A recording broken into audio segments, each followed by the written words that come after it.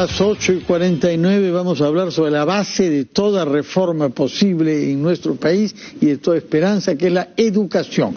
Y lo vamos a hacer con el señor Grover Pango, actualmente vicepresidente del Consejo Nacional de Educación, educador tacneño y hombre de teatro en sus orígenes y sobre todo aprista. Fue usted ministro de Educación de Alan García durante los 2 primeros años del primer gobierno aprista que haya habido en nuestro país hace ya más de 30 años. Y desde entonces sigue vinculado con el sector. Y si viene acá es porque tiene usted algunas objeciones a modificaciones que se han propuesto a la ley magisterial que, según usted, atentan contra un principio que se había logrado introducir, que es el de la meritocracia. Cuéntenos, por favor, qué amenazas tiene el sistema educativo peruano. Mire usted, el Consejo, para comenzar, es una institución compuesta por 25 personas con mucha experiencia en materia educativa, que lo que tienen en común es ese compromiso con la educación, no tienen otro, y tomamos decisiones que casi siempre son unitarias, son monolíticas. ¿Consensuadas, digamos? Digamos consensuadas, se busca el consenso hasta donde es posible. Siempre hay algunas opiniones que se conservan como privadas, no se deja constancia necesariamente de eso, no sé, las actas no registran ese tipo de diferencias. O sea, el nivel primero de comprensión que tiene el Consejo para tomar sus propias decisiones es sumamente fluido y lleno de confianza. Punto número 1, porque las diferencias que pudieran haber desaparecen cuando la institución ha tomado una posición sobre el tema. Y tratamos de ser muy claros respecto de las decisiones institucionales frente a las decisiones personales o las opiniones personales a las que tienen derecho los miembros del Consejo. Esta es una decisión reflexionada, pensada, y en mérito precisamente a los antecedentes que el Consejo Nacional de Educación ha tenido respecto de la llamada meritocracia o ascenso por méritos, que es un principio al que adhiere firmemente el Consejo Nacional, es que ha mencionado su preocupación por estos proyectos de ley que tanto para los profesores interinos como para los directores que no ratificaron su condición de tales mediante un concurso en el Congreso de la República se han planteado. Esta es nuestra posición. No tenemos ninguna injerencia directa. Opinamos y creo que el comunicado que hemos publicado lo dice así, nos preocupa, ¿no? La decisión finalmente es soberana del Congreso, pero siempre hay que tener cuidado con las cosas que se deciden sobre ese particular, porque podría desnaturalizar por completo todo el esfuerzo que se ha hecho en el país para que los mejores asciendan. Pero es una medida populista, ¿no? Se está reincorporando docentes y se está reponiendo docentes que fueron separados por alguna buena razón, claro, ¿no? Entonces, el fundamento... Es una cosa perdonavidas, muy... Y lo que más preocupa, Aldo, sabe usted, es que retroceda respecto del rigor, ¿no? Porque la profesionalización del magisterio pasa por su mejoramiento.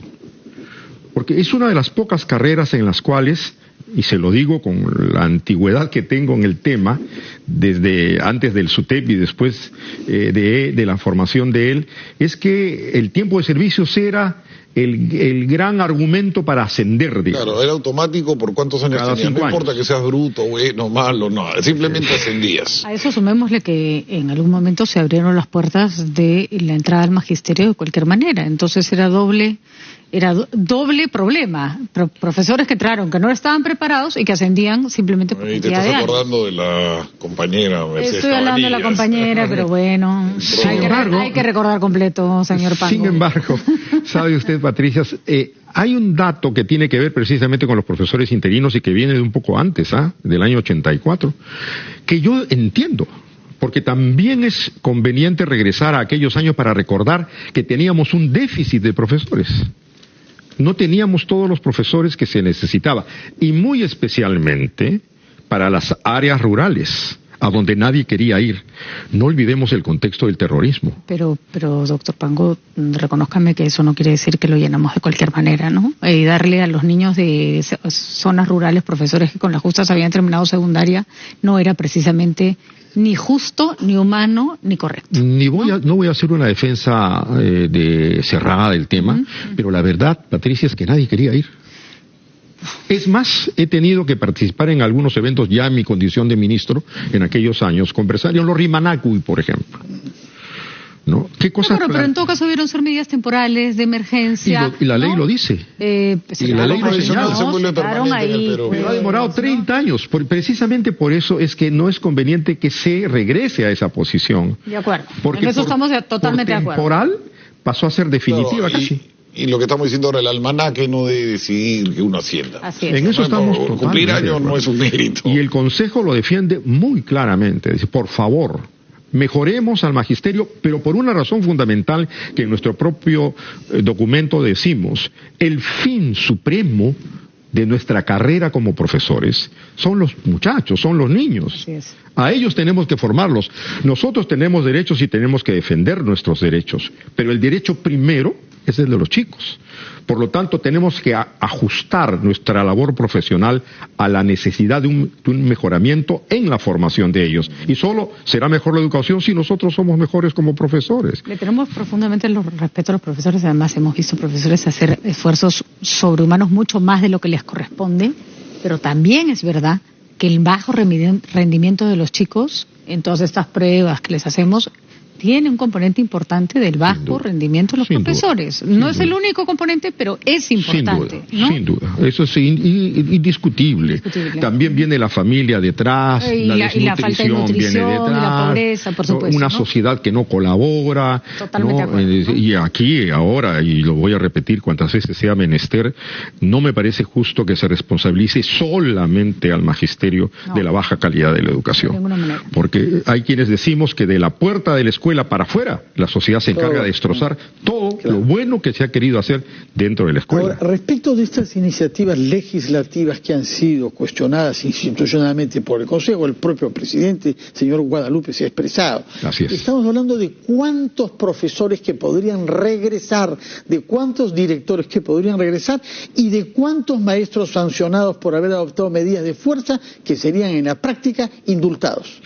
Cifras queremos. Tengo entendido que la cantidad de directores excede los 5.000, ¿no? Que fueron directores, ¿no? Y que por precisamente evaluaciones o por no cumplir con ellas han regresado a una condición de profesores de aula, que además sí me parece bastante razonable, ¿no? Cuando uno no renueva su condición de director por alguna razón, entonces vuelve a ser profesor de aula. Y eso no es en absoluto perjudicial. Los que hemos dirigido instituciones educativas, además, sabemos que si el director se burocratiza en la condición de director, que es lo que yo creo que está pasando ahora, pero ese es otro tema, esto pierde la sensibilidad respecto del aula. 5.000 directores, ¿cuántos maestros? 12.000 en total en general, ¿no? ¿Cuántos sancionados por medidas de fuerza? Me parece que alrededor de 1.000, no estoy muy seguro de la cifra, pero estoy dando el total que he conocido, que son aproximadamente 12.000. ¿No? Ya, estamos hablando entonces de gente que ha sido sancionada por promover huelgas ilegales. Por ejemplo, ¿no? Ya. Entonces, sí, son creo 800 y tantos, ¿ah? ¿Y cómo se explica que el APRA, su propio partido, y que Fuerza Popular estén tras estas amnistías? No puedo hablar a nombre del partido político al que perteneciendo, ciertamente no soy un vocero de la institución política, me imagino que habrá autoridades del partido aprista que podrían responder por ello, ¿no? En todo caso no es un tema ideológico, ¿no? En lo que yo quisiera dejar muy claramente establecido que aquí no hay un tema de ideología que está en juego. Aquí hay... que así sea. Muchísimas gracias, señor Grover Pango, ex ministro de Educación y vicepresidente del Consejo Nacional de Educación. Que tenga usted buenos días. Gracias por sus Lo mismo a ustedes. Muchas gracias por la invitación. Titulares de la hora y regresamos. Sí, ciertamente. Gracias.